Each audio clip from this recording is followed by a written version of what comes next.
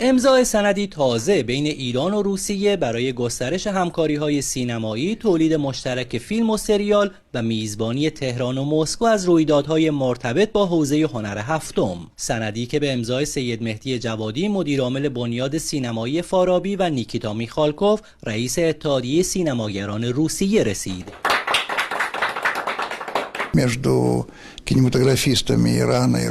این تفاهمنامه درباره همکاری فعالین سینما ایران و روسیه است و نقاط مشترک فرهنگی دو کشور و شناسایی هرچه بهتر آن مد نظر است. این سینماگر شناخته شده روس پیشنهادی تازه نیز مطرح کرد که با استقبال هیئت ایرانی مواجه شد.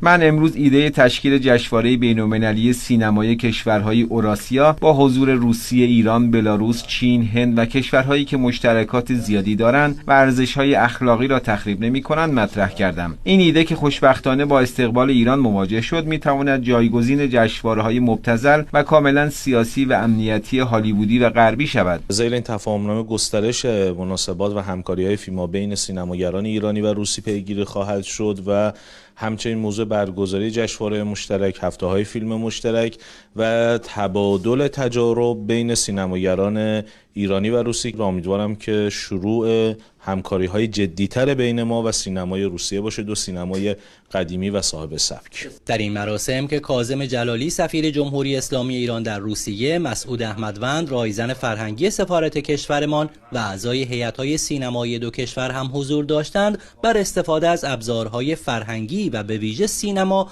برای مقابله با نگاه سلطه‌جویانه آمریکا و غرب تأکید شد. فیلم‌های ایرانی سال‌هاست که در خانه سینما و جشنواره‌های بین‌المللی روسیه به نمایش در میان. با امضای این تفاهمنامه مرزهای همکاری و جغرافیایی سینمای ایران در روسیه گسترش خواهد یافت. مدیرعامل بنیاد سینمایی فارابی در جریان برگزاری 26مین اجلاس بین‌المللی اقتصادی سن پترزبورگ نیز در چند نشست تخصصی شرکت و با مقامات فرهنگی و سینمایی روسیه و برخی کشورهای حاضر در اجلاس گفتگو کرد. سید علی دارابی، خبرگزاری صدا و سیما، مسکو.